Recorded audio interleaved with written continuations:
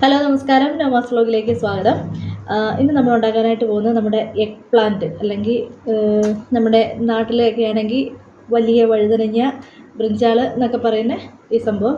ഇതൊരു 1/2 കിലോ ഉണ്ട് കേട്ടോ. അപ്പോൾ ഇത് നമുക്ക് കോൺഫ്ലവറൊക്കെ മുക്കിയിട്ട് നല്ലൊരു ഫ്രൈ ആക്കി, എന്നാൽ ഭയങ്കര ക്രിസ്പി ആയിട്ടുള്ള ഒരു ഇതല്ല, നമുക്ക് ചോറിനൊക്കെ കൂട്ടാൻ പറ്റിയ രീതിയിൽ എങ്ങനെയാണ് ഇത് ഉണ്ടാക്കുന്നതെന്ന് നോക്കാം. അപ്പോൾ എൻ്റെ കൂടെ ഇന്ന് മറിയക്കുട്ടിയും കൂടുവാണ്.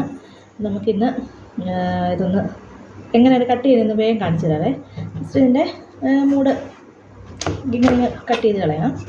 അതിന് ശേഷം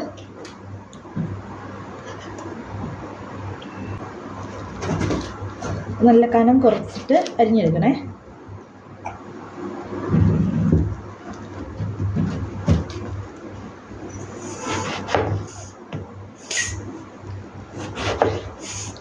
നമ്മൾ ചിപ്സൊക്കെ ഉണ്ടാക്കത്തില്ലേ, ചിപ്സിൻ്റെയൊക്കെ അതിനേക്കാളും കുറച്ചുകൂടി കനം കൂട്ടിയിട്ട് വേണം ഇതിന് വേണ്ടിയിട്ട് എടുക്കാൻ.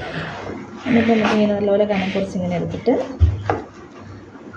ഇങ്ങനെ നീളത്തിൽ കട്ട് ചെയ്തു. ഇതിന് നമുക്ക് ഒരു 4 പീസിൻ്റെ വലുപ്പത്തിലേക്ക് ആക്കാം.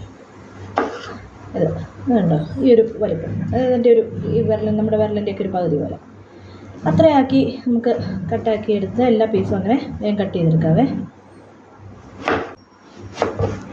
മറിയക്കുട്ടി നല്ല കോട്ടുവായൊക്കെ വിടുന്നിട്ട് ഇന്നെങ്ങാനും കട്ട് ചെയ്ത് തീരുമോയെന്നാന്ന് തോന്നുന്നു ആലോചിക്കുന്നത്. ആണോ? ഇന്നെ കട്ട് ചെയ്ത് തീർക്കാം, ഞാൻ ഇപ്പം തന്നെ കട്ട് ചെയ്ത് തീർക്കാം.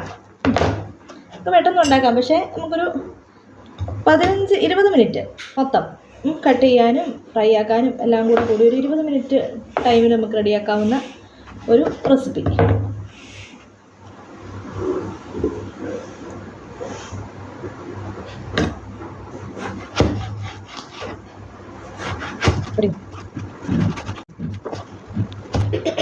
നമ്മൾ ഇത് ഫുള്ള് കട്ട് ചെയ്തെടുത്തു കേട്ടോ.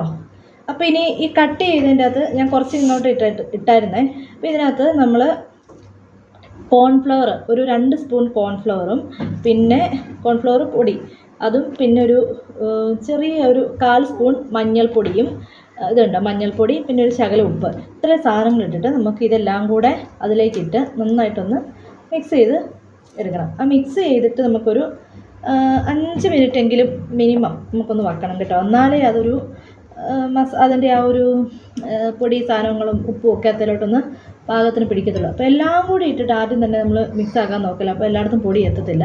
കുറച്ചെടുത്ത് മിക്സ് ആക്കിയിട്ട് അതിലേക്ക് ബാക്കിയും കൂടെ കുറച്ച് നമുക്കിങ്ങനെ ഇട്ട് കൊടുത്ത് നമുക്കതിനെ മിക്സാക്കി എടുക്കണം.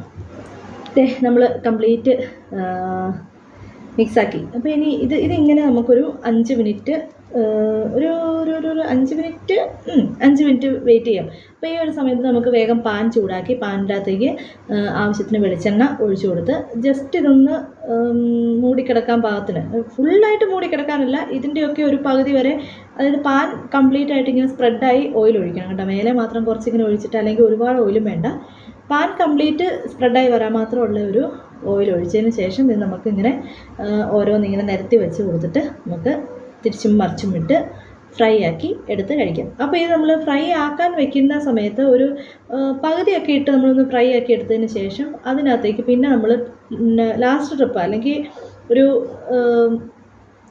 മിഡൊക്കെ ആകുമ്പോൾ നമ്മളിടുമ്പോൾ ആ കൂടെ ഒരു പച്ചമുളക്, 1-2 പച്ചമുളക് ഇങ്ങനെ നടുവേ ഇങ്ങനെ പൊളന്നിട്ട് അതും കൂടെ ഇട്ട് കൊടുക്കുകയാണെങ്കിൽ ചെറിയ അതിൻ്റെ ഒരു പച്ച ടേസ്റ്റും കൂടെ, ആ ഒരു മുളകിൻ്റെ ഒരു ടേസ്റ്റും കൂടെ വരും.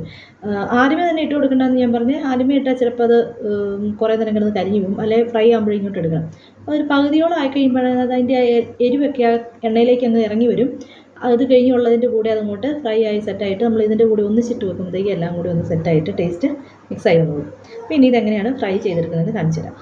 ഓക്കെ, പാൻ ചൂടാക്കാൻ വെച്ചു. പാനിലേക്ക് ചൂടായി കഴിഞ്ഞപ്പോഴത്തേക്കും നന്നായിട്ട് വെളിച്ചെണ്ണ ഒഴിച്ചു കൊടുത്തു. അപ്പോൾ ഞാൻ പറഞ്ഞായിരുന്നല്ലോ, നമ്മുടെ പാൻ ഒരു കംപ്ലീറ്റ് റൗണ്ട് ഫില്ലാവുന്ന രീതിയിൽ വേണം നമുക്ക് വെളിച്ചെണ്ണ ഒഴിച്ചു കൊടുക്കാനായിട്ട്. ഇത് നന്നായിട്ട് ചൂടായി കഴിയുമ്പോൾ ഇതിലേക്ക് നമുക്ക് ഓരോന്നോരോന്ന് നിരത്തി വെച്ച് കൊടുക്കാം കേട്ടോ. ഇത് ഞാൻ മറിച്ചിട്ടതിന് ശേഷമുള്ള കേട്ടോ. ഇതുപോലെ നമുക്ക് ഫുള്ള് റോസ്റ്റാക്കി ഫ്രൈ ആക്കി എടുത്ത് നമ്മുടെ ഇന്നത്തെ എഗ് പ്ലാന്റ് അല്ലെങ്കിൽ വഴുതനങ്ങ അല്ലെ ബ്രിഞ്ചാൾ ഈ ഒരു ഐറ്റം എങ്ങനെയാണ് റോസ്റ്റ് ചെയ്തതെന്ന് എല്ലാവർക്കും പെട്ടെന്ന് ഈസിയായ ഒരു റെസിപ്പിയാണ്. എല്ലാവരും ഒന്ന് ട്രൈ ചെയ്ത് നോക്കണം. എല്ലാവർക്കും മനസ്സിലായെന്ന് വിചാരിക്കുന്നു. നമുക്ക് പുതിയൊരു വീഡിയോയിലൂടെ വീണ്ടും കാണാം. അപ്പോൾ ഓക്കെ, ബൈ ബൈ.